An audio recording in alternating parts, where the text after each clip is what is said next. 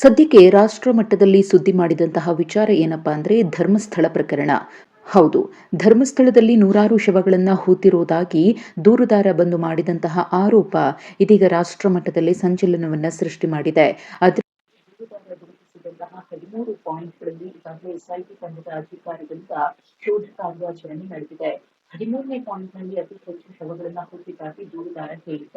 ಅಂತೆಯೇ ಕಳೆದ 2 ದಿನಗಳಿಂದ 13ನೇ ಪಾಯಿಂಟ್ನಲ್ಲಿ ಎಸ್ಐಟಿ ತಂಡದ ಅಧಿಕಾರಿಗಳು ಶೋಧ ಕಾರ್ಯವನ್ನ ಶುರು ಮಾಡಿದ್ರು. ಕಳೆದ 2 ದಿನಗಳಿಂದ ನೇತ್ರಾವತಿ ಅಜಿಕುರಿ ರಸ್ತೆಯ ಕಿಂಡಿ ಅಣೆಕಟ್ಟು ಸಮೀಪದ 13ನೇ ಸ್ಥಳದಲ್ಲಿ ಎಸ್ಐಟಿ ಅಧಿಕಾರಿಗಳು ಶೋಧ ಕಾರ್ಯಾಚರಣೆಯನ್ನ ನಡೆಸಿದ್ರು. ಎಸ್ಐಟಿ ತಂಡವು ಮೊದಲನೇ ದಿನ ಸುಮಾರು 15ರಿಂದ 20 ಅಡಿಗಳಷ್ಟು ಆಳ ಆಗಿತ್ತು.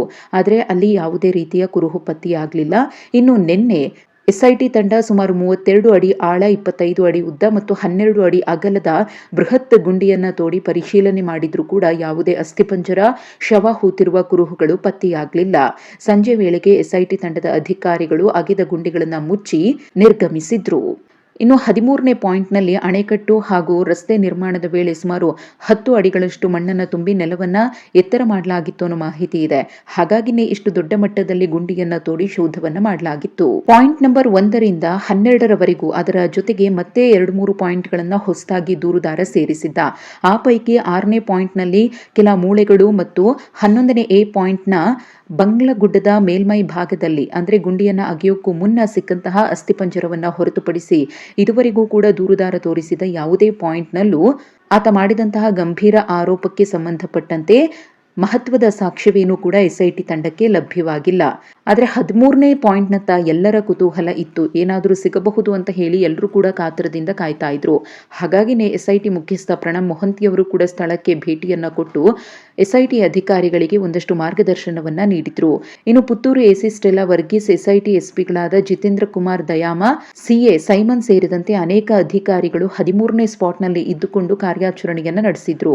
ರಾಷ್ಟ್ರೀಯ ಮಾನವ ಹಕ್ಕುಗಳ ಆಯೋಗದ ಅಧಿಕಾರಿಗಳ ತಂಡವೂ ಕೂಡ ಶೋಧ ನಡೆಸಿದಂತಹ ಕಾರ್ಯಾಚರಣೆಯ ಸಂದರ್ಭದಲ್ಲಿ ಉಪಸ್ಥಿತರಿದ್ರು.